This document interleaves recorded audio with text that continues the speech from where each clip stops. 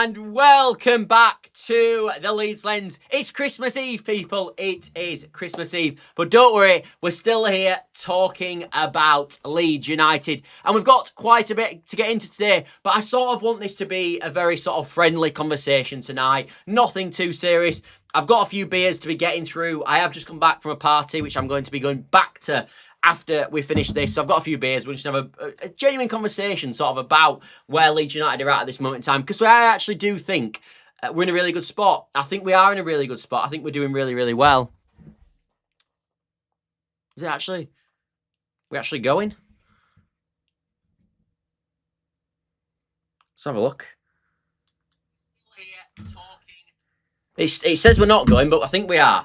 So we're back anyway. But yeah, we're going to be talking, as I said, all about sort of where Leeds United are at in the moment. As I said, I've got to be honest, people, I'm just really pleased. Like, I'm just really pleased that we're going into Christmas and we're not going to be going into Christmas worrying about relegation the whole time. And we are going to be going to Christmas in a much more sort of positive attitude because Leeds United are in a really good spot at this moment in time. 6 points outside the relegation zone. As I said, doing really, really, really well. Obviously as well, this, as I said, this is a bit of a different show to normal. So if you are in the live chat, get your comments in, talk about anything Leeds United, and we'll get straight into it like we always do and talk about anything that you want to regarding Leeds United. Scooby says, evening, Merry Christmas. Merry Christmas to you too, Scooby. I hope you're having a fantastic Christmas so far. Only just started.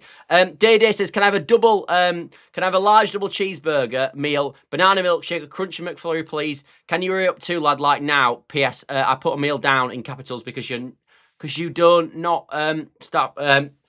Yeah, I'm not sure what you mean, but Evening Scott, Merry Christmas, says Jack. Merry Christmas to you too. I've ordered now. Anyway, just watching this about Leeds, and I'll bell you soon.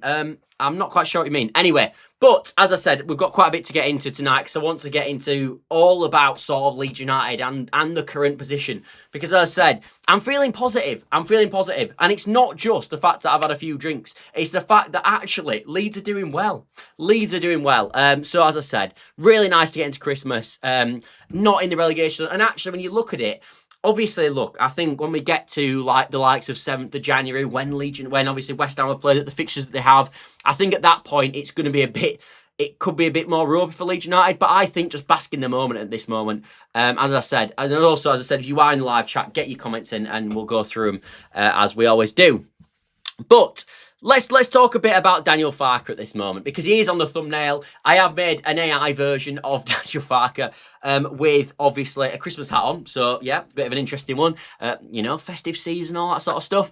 And I wanted to talk a bit about Daniel Farke because obviously a few weeks ago we were in a position where he was going to be sacked. I think I talked about on the channel that we were in a position where much longer of what was going on and the poor results, and obviously stuff was getting leaked to the press about him losing his job. And I must admit, I have never seen a manager before at Leeds United, and I don't know if you guys might have a better example on this, but I haven't seen a Leeds United manager who's been in this situation before and recovered it. I've seen over the years, I mean, how many managers have we had in situations like Daniel Farke's in, where it almost looks like it's game over for him, and they get sacked. Whereas Daniel Farke, I felt was on the road to the sacking, and he's basically come up with one, revolutionised this team, but one, completely changed his job. And part of this video, I want to look at sort of why, how has this all gone so interesting? And then I sort of want to get into West Ham and obviously what's going on with Nuno there, because I was listening to a West Ham fan today and he said some really interesting points. And actually, all right, it's relevant to West Ham and West Ham are relevant to us, as we all know at this moment in time. But not just that, I think there's a few learnings, probably on a West Ham end, that we've actually done that they haven't done yet. So I think that's really interesting. It got me thinking a lot.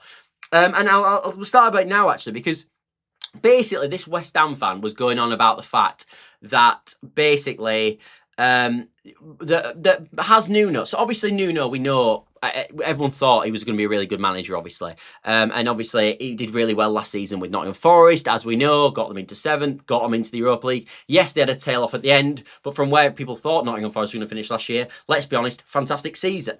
And you go into West Ham and you think the same is going to happen again. But what's interesting, I think this is really important to mention, is this league's very different to last year's league. Not in terms of the teams in it. Obviously, we've had three teams in it. Obviously, we're one of the new teams. But more in terms of what teams are effective in this division, and what's the best way of playing in this division to get the best possible outcome. And I think when you look at that, obviously Leeds United have gone down this very direct, physical, natured style, and that's what Leeds United have done. And I think when you look at sort of West Ham and what they've done, it was interesting listening to West Ham fan today, because he basically said that they haven't done that. And it got me thinking about sort of Nuno at West Ham, and it got me thinking about Farke, actually. And I don't think, yes, as I said, Nuno was a good manager for last year, but with the different style this year, where we know it's a completely different system, and basically different systems work this division, has Nuno been able to adapt to this new style?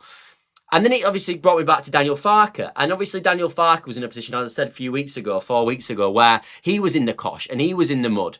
And he's had to adapt his style. And I wonder if part of the reason that we were starting the season in the style that we were in was because actually we were going off what we expected from last season and not adapting to the new principles of this league and how this league is going to work fundamentally in the best use of your players. And what I mean by that is, like, This West Ham fan said that Nuno still doesn't use long throws this year. And they played Man City at the weekend. And they had loads of sort of even free kick situations where Leeds United now, with the new Leeds United, would just put them into the box. But actually, West Ham don't do that. They don't put the ball in the box. They still decide to, instead of put the ball in the box from a set piece on the halfway line and they don't go long, instead they decide to do the opposite to that. And so we try pass through like we've seen Leeds United do, and not, as I said, go with the long ball that we've done. And I think that's why, this goes to one of the reasons why we saw the late development from Farke, and we saw Daniel Farke not change as quickly as we expected, because I think he was probably 6 months behind in terms of he was still playing football that was probably going to be effective the year before, and he hadn't adapted like we saw from maybe the quick people out the blocks, the likes of Arteta at Arsenal, to the new way of the league and the new sort of template tactics of the division. But the benefit for Farke, and the reason he's still in the job at this moment in time, is he's changed. And that is a massive positive. The other thing I was thinking as well is, when we talk about this Farke situation and the adaptation, I think, and I've thought this for a while about managers that get promoted, I think managers are always looking at the next job and looking at the future and where they're going to go if their current job fails. And I think with Daniel Farke sometimes, and I think this was definitely the case with Russell Martin last year, and I know Russell Martin was doing a lot worse than Daniel Farke at the start of the season, but in terms of styles of play and the fact that they wouldn't adapt at the start of the season, there was actually a lot of parallels between Russell Martin and Daniel Farke. And I always said with Russell Martin, it reminded me today, as I said in this conversation, that they basically manage for the next job. So they don't manage the club that they're at. Yes, they do manage the club they're at, obviously. But they don't manage as much the club that they're at. But they manage in a style that's going to get them the next job. Because if you look at Russell Martin's tenure as a manager, everywhere he's been, he's not been that successful, except probably Southampton in terms of getting the promoted. But it's always been about he's got the next job due to the way he plays football. And I think Daniel Farke looked at the league and thought, if I can start the season playing a style of football that's entertaining and a possession-based style, even if it's not entertaining, it's a possession-based style all the top clubs are going to like, and have a really good time with Leeds United, is there a situation where I then get poached and get a bigger job? Now, that's not seem mad to people, because obviously a lot of us Leeds United fans, yes, we accept a lot of us that Daniel Farke is doing well at this moment, but we don't accept massively that he was probably going to get a better job than Leeds United. But, as I said, quick stuff can change very quickly in football. And as I said, if Daniel Farke had gone into a possession-based style with Leeds United and employed the same sort of principles that we were doing last year in the Premier League, and it had worked, then you potentially, if Thomas Frank gets sacked and Farke's doing well at Leeds, he potentially gets the Spurs job or something like that. And I think potentially one of the reasons why Farke took so long to adapt is, he didn't want to get away from his principles because he thinks that maybe they're the best ways to win. But number two, and I think this is massively important, that he was playing for potentially playing for his next job in terms of, as I said, if he could make that style work, the next job will be so much easier to attract. Like, as I said, in the Premier League at this moment, the next coach that's going to be attracted by a big club who might make the step up, you're looking at Marco Silva's and you're looking at Iraola's, but they're both managers who've done well in this league, playing a decent brand of football. Yes, that they both adapt, of course they do. But the fundamentals of how they play, it's high pressing football, it's possession-based styles, it's getting on the ball and trying to dictate play as best you have, and almost look at the opposition as you're going to beat the opposition as opposed to how you're going to sort of stop the opposition, if that makes sense. But I think it got to a point with that where it got so bad that he basically just had to change.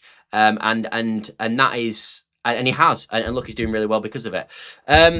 Scooby says, we couldn't stop them scoring and we couldn't score. So it seems like we're playing an extra defender and an extra attacker in a way when we're not playing an extra attacker but in a way we are. I actually completely agree with you. I can't, I actually, look, I still think, and if you watch your channel, which I know obviously a lot of people that are watching now will watch the channel a lot, I still think the team's not very good. I still believe it, but I am surprised, if I'm being totally honest, at how much this style has actually changed.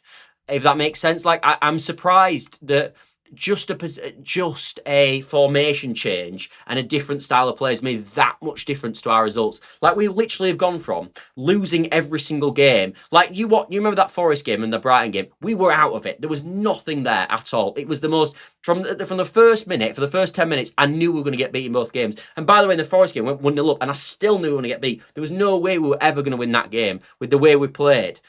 And I'm still sort of surprised at the increase in level that we've seen from really not, obviously it's drastic changes in terms of style of play, but not hideous changes that another manager couldn't have done, or that Daniel Farke obviously couldn't have done.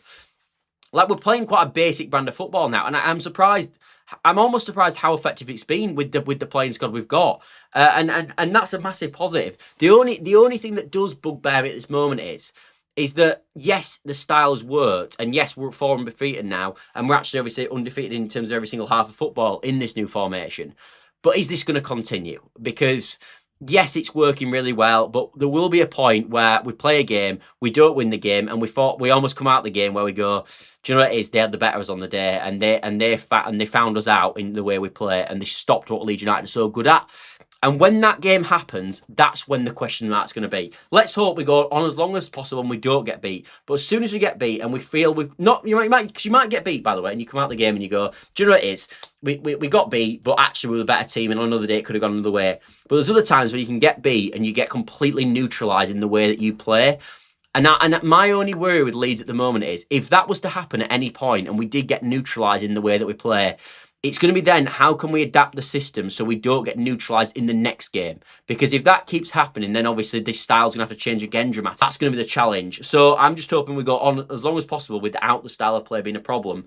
And then we can go from there, really. Scooby says, many more bodies in the box for a cross now, and not just for throw-ins. Yeah, there is. And there's also not just many more bodies in the box, but it's who's in the box. So you've got. I look at our team now. It's enormous. I know lots been made about the size of our team, but it's not just enormous. These are all players that are really good in the air. Like Calvert-Lewin's not just 6'2", but his jump is off the scale. Beale's not just 6'4", but he's a man mountain, and he's a brute and brilliant in the air. We've got Rodon, who's always been really decent in the air and actually gone to a new level in terms of aerial ability this season. Pascal Schrauk's always, I never think's that good at actually directing a header, but actually winning the header, always been really good at. You've got Stack when we're defending set pieces, by the way, who's also 6'4". And fundamentally, that is always going to be a strength of you. But as I said, that is my only concern with Leeds at the moment, is that when that does get found out and there is a stop for it in a roundabout way, if there is a stop, it's how can we adapt then, and how can we move on and come up with a new system that again is going to be effective. Because what we don't want to do is lose a game and find ourselves losing the next 5. That's what we don't want. We're hard to beat now, though. That's job one. Yeah, it is. Because fundamentally, look, we're at the start of the season, we're aiming really for 40 points, obviously. That's where we're aiming for, because we think that's going to be survival, which is basically a draw a game or 3 points in 3. So realistically, you're probably trying to beat teams around you at home, and draw away from home against them teams, and you can basically lose to everybody else to stay in the division. And being hard to beat is a stamp in that statement, because as I said, drawing games for us is actually quite decent results in most games. Data, sorry about that. I thought I was messaging on WhatsApp again. Look, you're having me on, lad. You are having me on, which is fine, but you're having me on. But yeah, and then I wanted to sort of ramble on a bit about the future of Leeds, because I actually think, and I've thought this for a while. Look, if Leeds stay up or not is a question that we can talk about forevermore, and we can debate if this is the reason why we'll stay up. This is the reason why we won't stay up. But, and I haven't drank any beer yet, so what am I doing? But what I want to talk about is if we were to stay up, what does the future look like for Leeds? What does it actually look like? Because I do think if Leeds stay up, our future is looking really bright. I think it looks really bright, and that's about as positive as I will possibly be. If Leeds stay up this year, we are in a fabulous position to build. It's the start of a new PSR climate. If we sell players, we should have 150 million plus to spend on transfers. I think we've got an ownership that will do that, regardless of what you think about the 49ers. If you sort of love them or you hate them or you like me and somewhere in the middle. We will be, I think they will spend, the 49ers. And I think if the money's there and allowed to do by PSR, they will do. And that's been apparent in every single season that they've been at the football club. I know people go, we could have spent more, we could have spent more. Well, actually, if you look at our books, we actually couldn't. In every single year, we've maxed out PSR. And if you listen to what Parag says, he will say that we'll continue to do that. And I do think they will do that. So with this 150 million that we're going to get next summer, if we do stay in the league, I think if you add 150 million quid of talent, as long as you don't completely balls it up in the summer, we are a team that quickly could become a really decent team in this league. And that's really exciting. And that's why, as I said, when I always talk about how it's important for me that we stay up this year, I've never felt it more. Like, I am celebrating goals like I've never done in my life at this moment, because if we stay up, I just know, and I trust the 49ers are going to be good enough to the point where we could really progress. We've got Elland Road expanding as well, like Day says. Honestly, we really, and he also says, we could easily be heading for Europe. And you're right, we're not that far off. Like, look at the big clubs who've been promoted in recent years who've stayed up. I'm looking at Nottingham Forests. I'm looking at Aston Villas. All these clubs, and Leeds are one of them, by the way. I think Leeds are bigger than Forest. I think Villa's an interesting conversation. They're a massive club as well, Aston Villa, of course. But what's really interesting to me is, as I said, if we can stay up in this league this year, I honestly don't think we're that far off Europe. I think maybe 1 or 2 more years after that, and you can quite quickly progress up the division. You really, really can if you do smart investment. And we've got a big enough stature as a football club that we can, like, we're not like a Bournemouth. I know I compared them the other day in terms of a player trading model, but we're not like them as a football club. We're completely different beasts to them clubs. And I said, if you look at other big clubs that have been promoted, all of them, if they've managed to stay up the first season, progress as a football club, and they find themselves actually not that long without, doesn't take that much longer to be in Europe. And I think that's probably Sunderland's trajectory at this moment in time. If they don't get in Europe this year, which I don't think they will, I think they could go again in the summer, spend another 100-odd million quid, and probably push for Europe next summer, or if not. And I think obviously Leeds are potentially a year behind that, but I don't think we're that long off if we stay up this year, having conversations about Leeds United getting Europe. And also, the best thing about it is, because this is where I want to get this moment. Yes, Europe's fantastic and it's a pipe dream. I just want to go into every game and not feel like the world is on edge if we win or if we lose, and how important it all is. I want to go into games where I feel like no matter what happens, like if you're a Forest fan at this moment, yes, they're in a bit of a mess at this moment, and yes, they might be a bit panicked, but for the most part, they know they're going to finish mid-table this year probably, and they'll be all right. I want to get to a point where I look at our starting 11 and go, that team won't get relegated. There's so much quality in it. There's loads of good players. And even if we have a bad season, we finish 14th, something like that, and we're not in a relegation battle, that's where I want to get to. Yes, I would love Leeds to be in Europe. And away days, I mean, I won't get tickets anyway, but away days to, like, if we can get like an AC Milan or a Dortmund or someone ridiculous, it would be extremely like. But it's not even that for me at the moment. I see the next path as just staying up comfortably.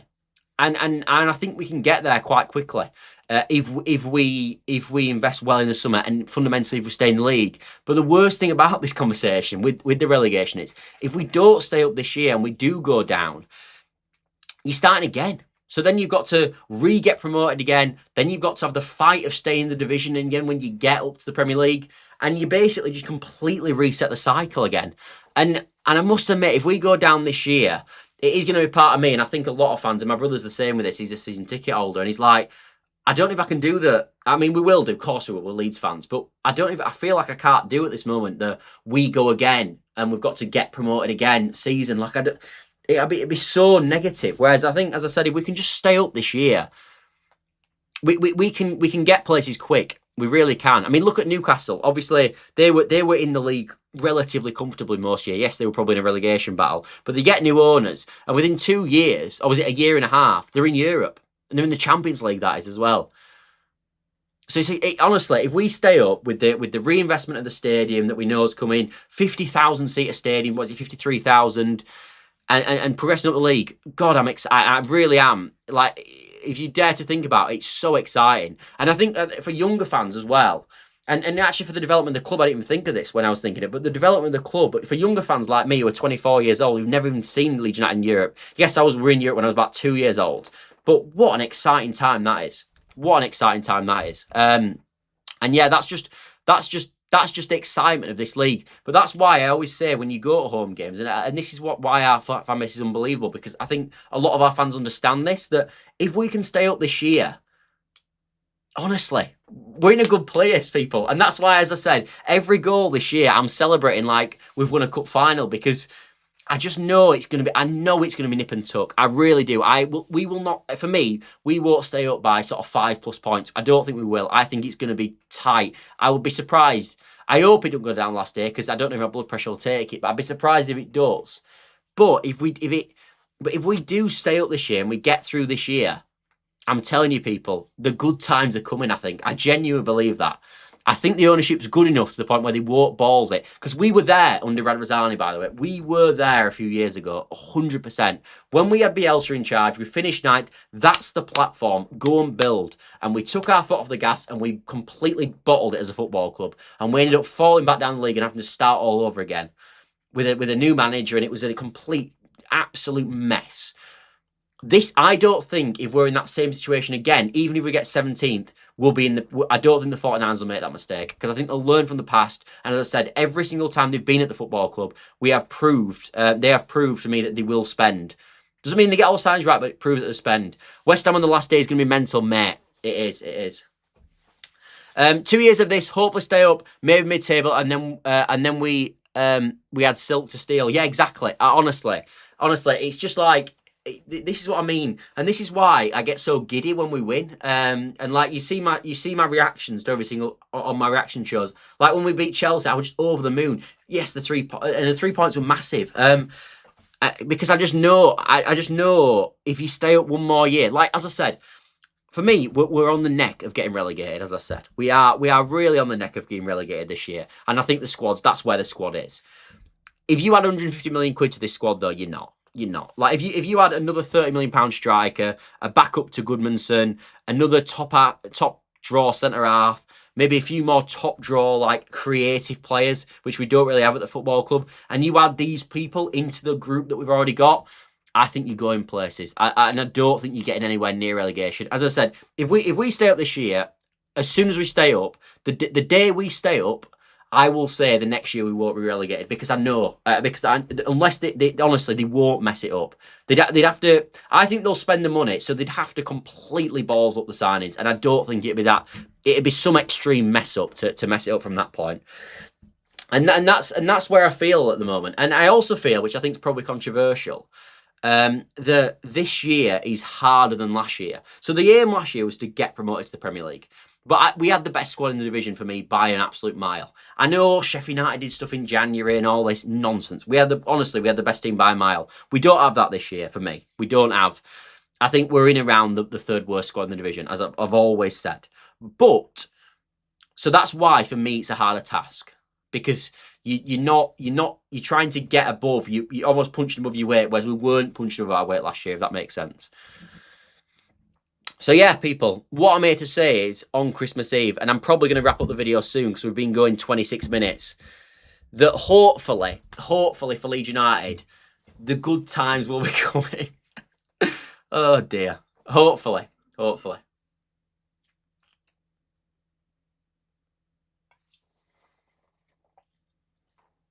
Anyway, thank you all for watching the channel. And I will tomorrow. If you are around on Christmas Day, there is going to be a video. I think it's scheduled for 5 PM, which I filmed yesterday evening with a Sunderland fan, talking about the game, obviously, at the weekend. But not just the game, because I find the previews a bit dull. as you guys know. So we talk all over sort of Leeds United and Sunderland and why they've done so well and all that sort of stuff. I think you'll enjoy it. So that comes out at 5 p.m. Boxing Day, I've got to be honest, might just take the day off. I don't know yet, but I'll let you know. Anyway, thanks all for watching, as always. Subscribe, all that good stuff. Yeah, likes, etc. And I'll see you later, everybody. I'll see you later, everybody. And also, like John Pepperson in the chat, I'm wishing you all a very, very Merry Christmas. And as I said, thankfully, Leeds United not in the bottom three, and I've got a smile on my face, and I'm off back to this party. See you later, everybody. Bye for now.